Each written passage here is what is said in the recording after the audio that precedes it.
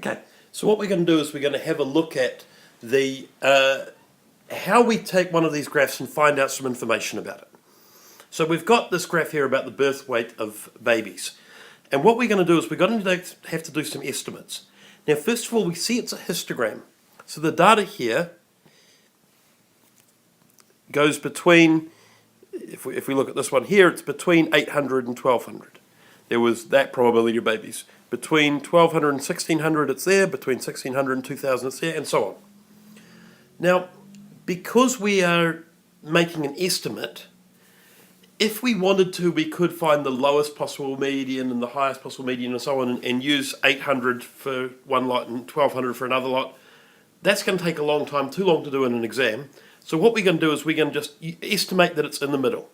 So for example, for this first one here, we'll estimate that that is 1000, and so on. Right? And then we have to estimate the height. Now what I'm going to do is I'm going to estimate these ones just to the nearest number, so nearest percent. I think that's going to be accurate enough for what we need to do. So I'm going to write on here before I do it my estimate for them. Okay, that first one there looks to me like that's about 1%. That one there I'm going to call that 1 as well. It's close enough that it'll be fine. Right, that's 2, that one's 6. Let's have a look. That probably looks like 16. That looks like it's probably 32.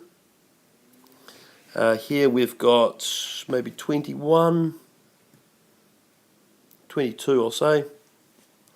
That looks like 14. That looks like 4, and that looks like 1.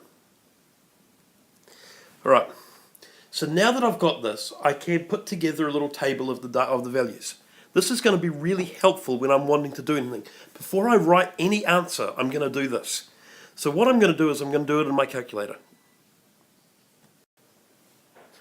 Okay, so what we're going to do is we're going to have a look at the video of this.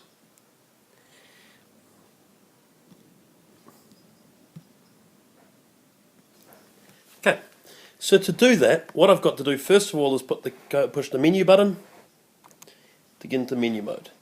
Then I'm going to select stats, so that's here. And now I get the ability to put in a list. So first of all, I put in my my weights and grams. So 1000, and then 1400, 1800, 2200, 2600, 3000, 3400, 3800, and I'm going to go up to 5000, 4200, 4600, 5000. Okay, now I put in the numbers that I estimated before.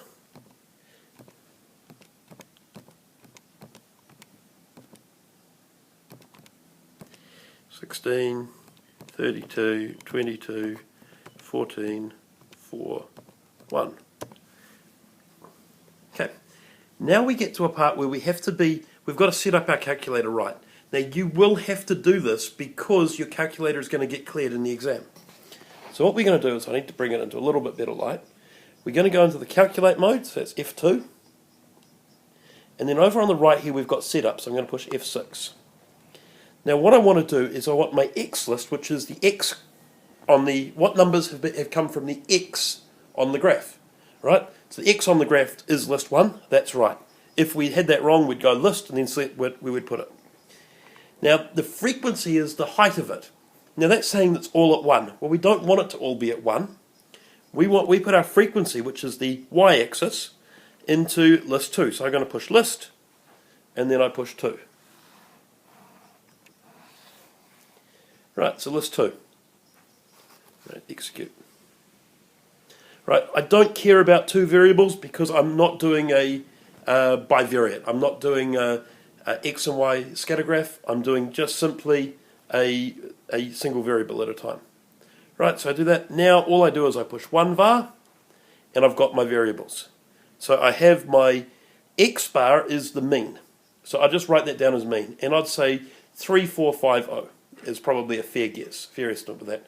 I haven't been particularly accurate with my numbers, so there's no point in being particularly accurate with recording things, right? With taking the standard deviations. We'd say about 6. Look, the standard deviation, we've got two values for the standard deviation. The correct one here is a standard deviation of a sample, which is SX. But really you're only estimating it. So I would say 670. Now it says here my N is 101, so there's obviously I've done something wrong with my estimating because it's come out to 101%. That's fine. We're only estimating. So I've got my lower quartile is 3,000, my median is 3,400, and my upper quartile is 3,800.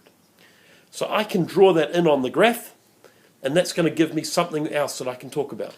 Okay. The upper quartile was 3,800.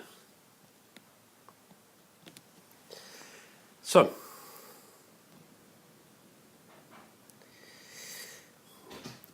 what that means is we can draw that on 3,000, 3,400, and 3,800.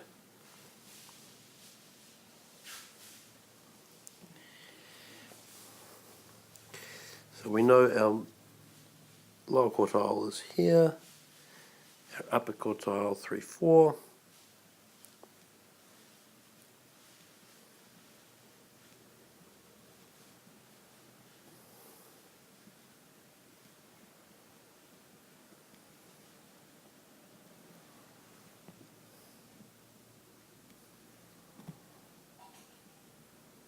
Right, so we have a box and whisker that allows us to put two of them side by side, allows us to make some predictions and some analysis of it. But once we have the number, and then if we had another graph, we'd get the numbers for those, we can then have some things to talk about. We can talk about the difference in the means. We can talk about which one spread out the most, which one has the biggest interquartile range, which one has the biggest standard deviation.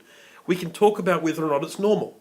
So we now have all of these numbers here, and we could say, well, with that mean and that standard deviation, what would we expect it to look like if it was normal? What probably would we expect to be between 800 and 2,000? And here we can see that's 4%. With this mean and standard deviation, we'd expect that number to be a lot lower. So that's one of the things that we can do.